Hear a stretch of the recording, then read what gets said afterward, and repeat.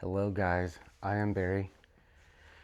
Um, it's been a couple days since I've posted a video. I'm going to try and do a couple today just to kind of update, just to make the videos so that everybody knows what's going on. Um, there's days sometimes I think you're going to feel like just a complete failure,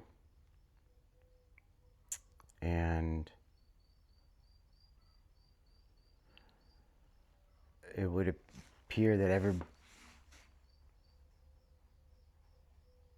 everybody seems to just have it right except for you. Um, I think it's important to continue praying, reading the Word, because in the Word you're going to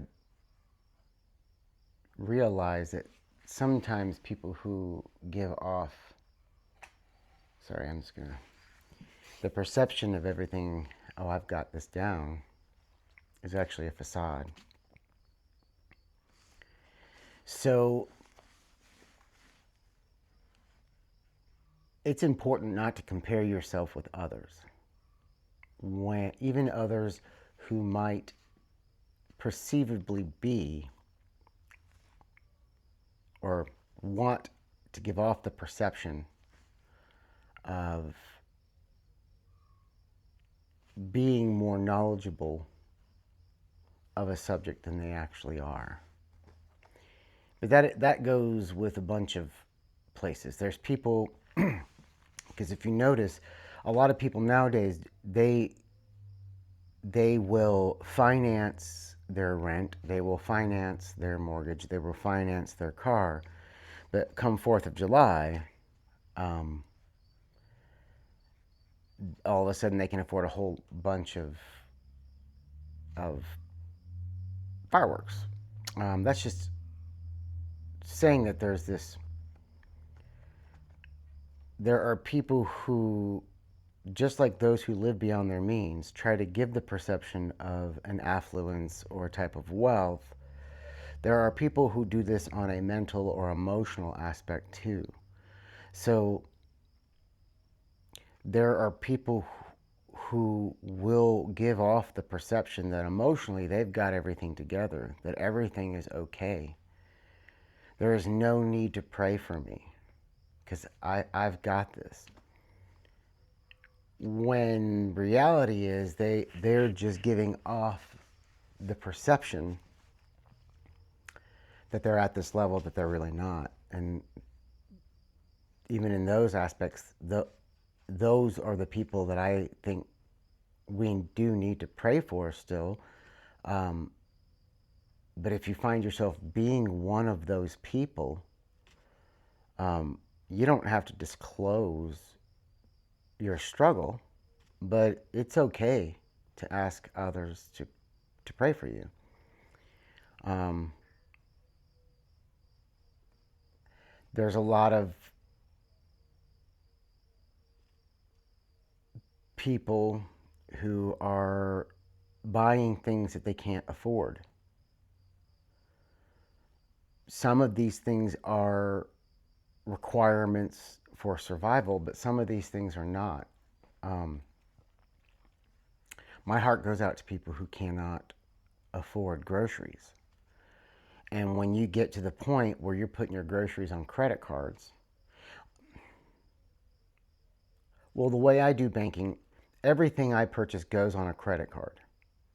But then I pay off the entirety of the credit card from my checking account. So my checking account doesn't have a debit card.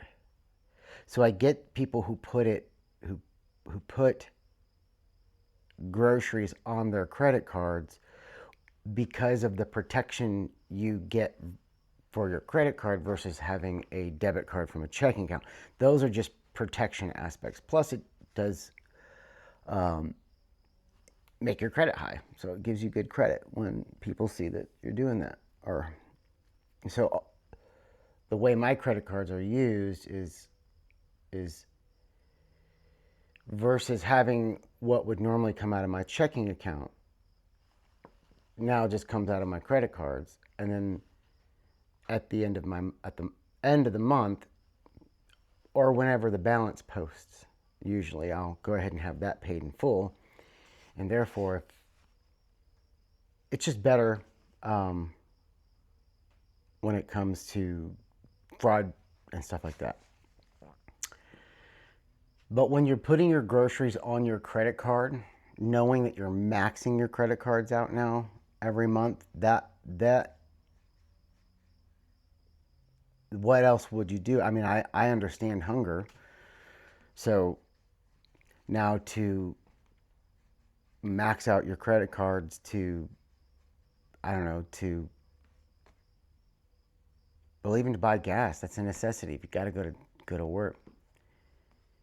So I've noticed there's a drone of people out there, or a group of people that are seemingly trying to keep up with these facades, these I'm okay kind of just giving off that outer appearance. But then there's a group of, like, there's people I know from my locale that then, rather on a mental standpoint or on the economic standpoint of hiding, they do this on a spiritual standpoint. So they give off the perception that they are extremely wise, knowledgeable of Scripture, when they've only consumed a very little bit of it. And it's those people, I feel like some people get into a habit of wearing a mask, that even in their walk with Christ, they wear a mask trying to make it seem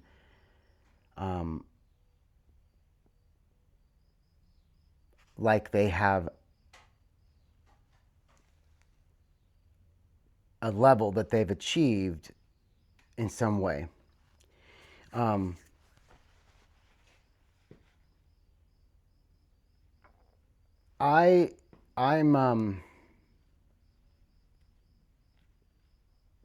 my day-to-day is consumed.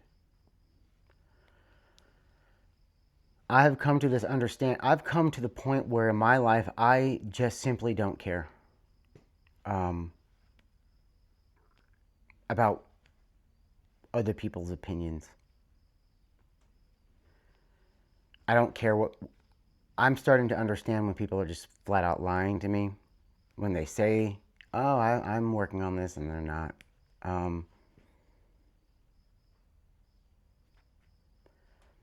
I invited someone to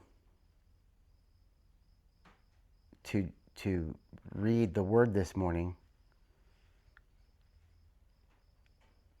and it's not enough to send the invitation for this individual. She wanted me then to text her and remind her like 5 minutes before the start. This is done online, by the way. We read along live online. It's called Wake Up in the Word. You can find it on Facebook. But then, apparently, she was watching for a while, and we were reading second. Oh my gosh, there's Second Chronicles, because I'm reading Second Chronicles and First Corinthians, and then we read, was it Psalms 80 and then Proverbs 17? And they're really, it was a good reading this morning, but she texted me maybe 10 minutes into the reading, and that we were talking about in Second Chronicles chapter 28, um, about a king that was not doing good in the eyes of the Lord, and it was even sacrificing his own children. Yeah, and there's stuff in the Bible you'll read that could be a little hard to swallow. I mean, it's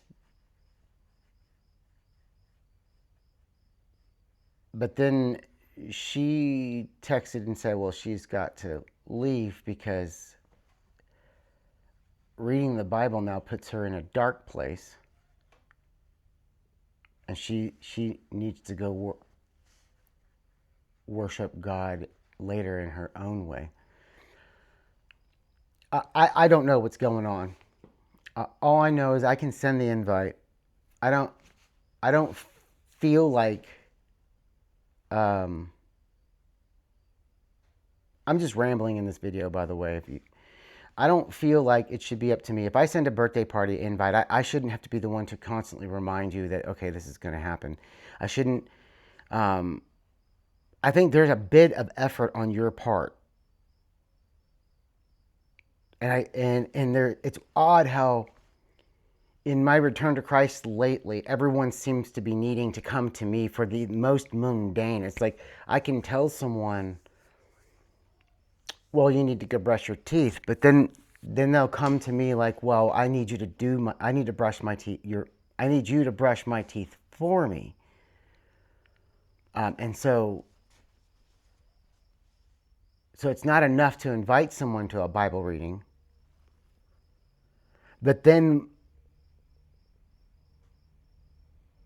I feel like since that Bible reading didn't become all about them,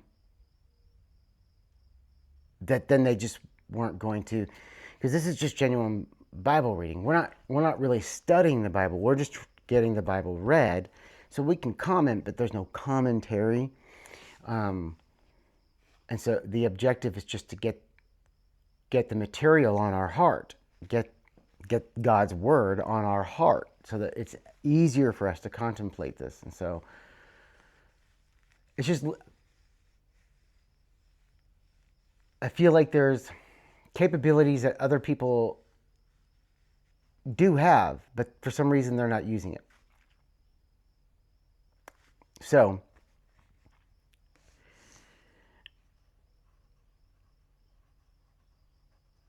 it's just,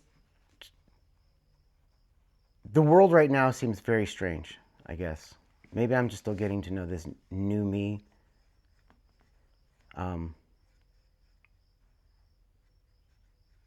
But my dog is disabled. He's doing better, but it's just a little difficult sometimes when it's just me and him, and I don't know. Maybe I feel like some struggles you must just go alone. It really does kind of set that understanding of who you know are going to be there for you and who you know isn't. And when you go through some struggles, like when you live with people or with family and you have a struggle, like I have roommates, but if I leave the house for any moment in time, my dog seems to freak out. But I understand why he freaks out now. It's because if I leave, absolutely nothing gets done. No one seems to understand that he might need water. Apparently, I'm the only one that can ever change his diaper. No one even attempts to try and do it, though. So, and I get it. He can be aggressive sometimes because his hips hurt or are sore sometimes. But you just got to do it. So, a house full of dogs, one is very much in need of constant attention, and when it comes to my dog,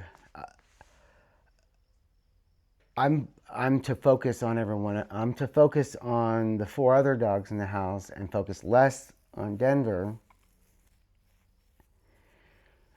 Yeah. So it's just a day by day. So it's a prayer thing. I mean, I pray a ton. I think that's what really genuinely gets me through it. But I think there is a part of it that is the understanding that there's going to be a lot of this that you're just going to do alone. The world is more worried about what you can do for it. It's not worried about what it can do for you. So understand that the only thing that you can rely on is God and Jesus Christ, because God and Jesus Christ are the only ones who love you so much that they want to know not only how you can serve them, but how they can help you. They want to help you. So I love God. It's all about God. And it's just been one of those few days where even when everybody's home, I don't see anybody. It's just still me and my dog. And you know what? It's nice. I kind of prayed for that anyways, because when everybody's home, usually the energy level is chaotic. It's the last thing you'll ever find is peace in that house. And then when people kind of just stay to themselves, when I'm in the house just running it, taking care of everything, and everyone just stays in their rooms, the peace kind of returns. So I've gotten to where I kind of prefer that now. I like it when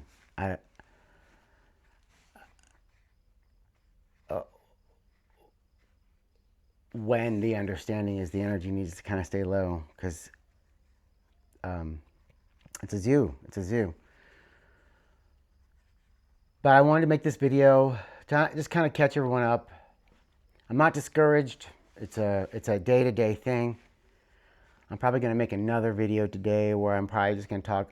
I wanted to read Psalms and Proverbs today at some point. I don't like the way my glasses look, so I am looking into getting contacts, because just the glasses, they do this automatic thing where they turn into sunglasses in the sun, and then it just becomes harder to see. So